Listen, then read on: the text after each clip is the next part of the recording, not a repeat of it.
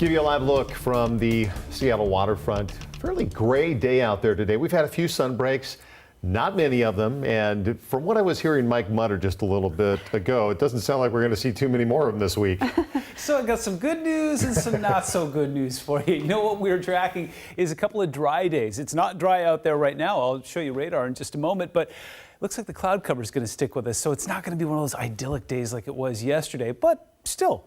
Dry day is a good day. We'll take a look at that in a moment. Here's Mount Rainier in Paradise, and it's raining on snow. You can see it in the lens here. There's some raindrops there. Snow levels started way up high today, right around 8,000 feet. They will drop down to about 4,500 feet by the time we get to this evening, and then down to about 3,000 feet overnight tonight. But as it stands right now, yep, we are getting raindrops where there should be snowflakes. Taking a look at radar right now, we've had that weak frontal boundary push through, and some good news there. In fact, you can already see it clear of the Olympic Peninsula there. Now we just have a little more rain to squeeze out, and we've got a very weak convergence zone that's setting up shop between Seattle and Everett, so it will continue to push some showers there up into Snohomish County overnight tonight, but after that it looks like it's going to clear very nicely. Right now we just got some light showers making their way across Hood Canal and out towards Everett. Oak Harbor's got some showers, Bellingham's got some showers, but as you can see there's just not a whole lot of oomph there, so another couple hours this is going to be done. Take a look at the big picture. There's your GO 17 satellite, and again it shows that frontal boundary moving through and some clearing coming in behind that, but looks like there's going to be some remnant moisture, so there is the possibility of some fog tomorrow morning, and again those skies remaining fairly overcast. Showers will taper later this evening. We'll see that drying Thursday and for most of the day on Friday, but as I mentioned earlier, especially down towards Bremerton, you could see some early morning fog there.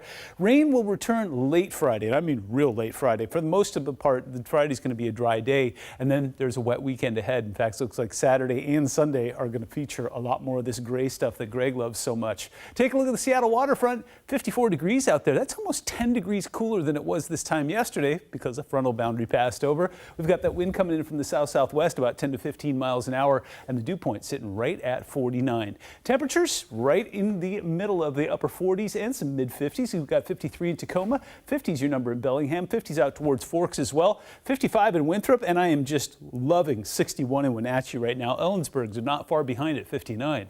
So for planning purposes, yeah, we'll have some showers during the drive time tonight, but then as we go into the early evening, if you want to head out for a walk, no worries whatsoever. It looks like it's going to be cloudy and a bit on the drizzly side out there, but looks like the moon will poke out right around 9-10 o'clock.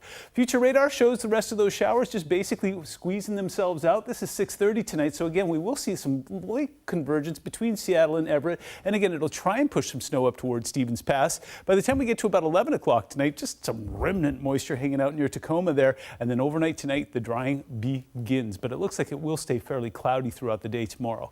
We go throughout the day on Friday. We start off with a dry commute. That'll be nice. There will be some showers that'll be tickling the coast. You see that system is going to be fairly timid to start with. Looks like most of that moisture will be heading up into Vancouver Island, but then as we get into the early morning hours of Saturday, this is 4 o'clock in the morning, we start to see that rain moving in and converting to snow at a much lower level this time. 7-day forecast shows it's fairly mild overnight tonight, but it's still, that'll be about 8 degrees cooler than it was overnight last night. You'll have some of that fog in the early morning hours, but we will punch our way into the mid-50s. Looks like that's going to be our temperature throughout the weekend, but as I mentioned, looks like it's going to be a wet weekend, but we will see some sun breaks here and there.